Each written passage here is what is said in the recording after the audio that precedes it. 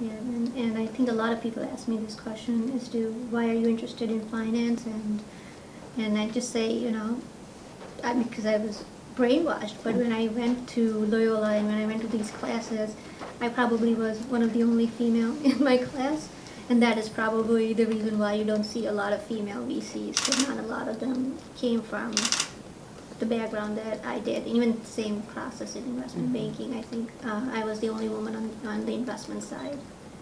And the same thing in private equity. I think women in general are not very inclined to those, I would say, finance and investment related activities, but I encourage everyone to be a part of it. Do you talk to young women about what you do, or do you try to make people know what you do? Yeah, I mean, I think part of our journey here at NIN VC has become an educational process to educate investors, to educate entrepreneurs, because venture capital as an asset class was only available to the top 1% and the super wealthy. NIN VC, we're the first fund that opened ourselves to accredited investors, so anybody that makes more than $200,000 can now invest in our fund. So I mean, when you expose an asset class or a financial instruments to people that have never invested in such I would say vehicle before, it becomes an educational process. And since we're the first one, I feel like I'm educating people about what venture capital is, how does the investment works, when do you see the returns coming in. So yeah, I would say, it has been, I feel like I often go to universities now and I talk to entrepreneurs. I'm going to Loyola next week and then University of Chicago 2 weeks from now. So it kind of has become an entrepreneurial journey mixed with education on both investor side and the entrepreneur side. So to me, it's quite, I feel like I'm always teaching. And what kind of companies and at what point do you invest? We invest for Series A and Series B, which is early to growth stage funding. And for 2016, our focus is virtual reality, cloud computing, and the fourth industrial revolution. Virtual reality and say again? Cloud computing. Cloud, okay. And the fourth industrial revolution. What industry? Fourth industrial revolution. What is that? So the first industrial revolution used... Industrial, okay. Yeah. And what is that? How do you define that? So the first industrial revolution used steam and water to mechanize production. The second used electricity to mass produce things. The third used information technology to automate things. And the fourth is kind of building on the third one, which is called the digital revolution, which is kind of blurring the lines between 3D, 4D, digital, and other smart and biological spheres.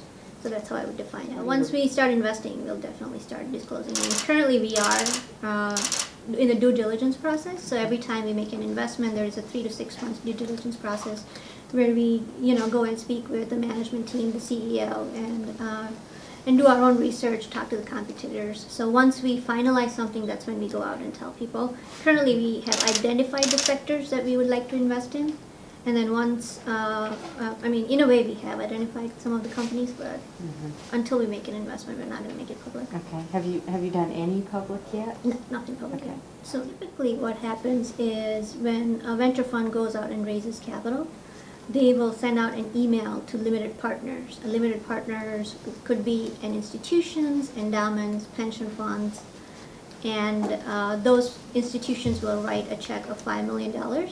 And there are about 5,000 LPs in the United States. So typically a venture fund or a general partner will send out emails to 5,000 LPs, and then we'll schedule one-on-one meetings with each of them.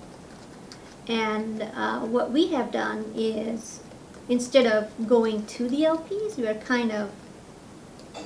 we kind of put ourselves online and created a website where we talk about what we do, what kind of fund we're raising, what kind of companies we're interested in investing, and then we attract our LPs to come to our website and invest. Instead of me going and scheduling one-on-one meetings with each of those LPs, we kind of disrupted the process where we now invite people to come and visit us.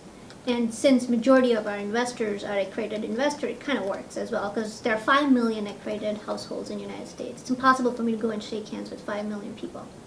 So once we are live on our website where they can see the video of what we're doing, they can go check our Facebook, they can follow us on Twitter and find out what the fund is up to, what we're up to.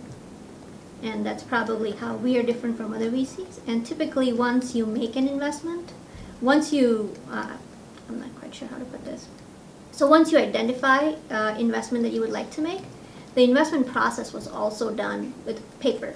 So for example, we have Jean here. Jean will actually reach out to the limited partners and she'll exchange paperwork and collect a physical check. What we have done is we have made the entire payment process and entire process online. So you can just do everything online. You can use your 401k, your defined benefit plan, digital currencies like Bitcoin, Litecoin, Dogecoin, or you can use your regular checking and savings accounts and make that payment online. That way nobody's transferring any money or any checks. It's all done online. So that's how we're different.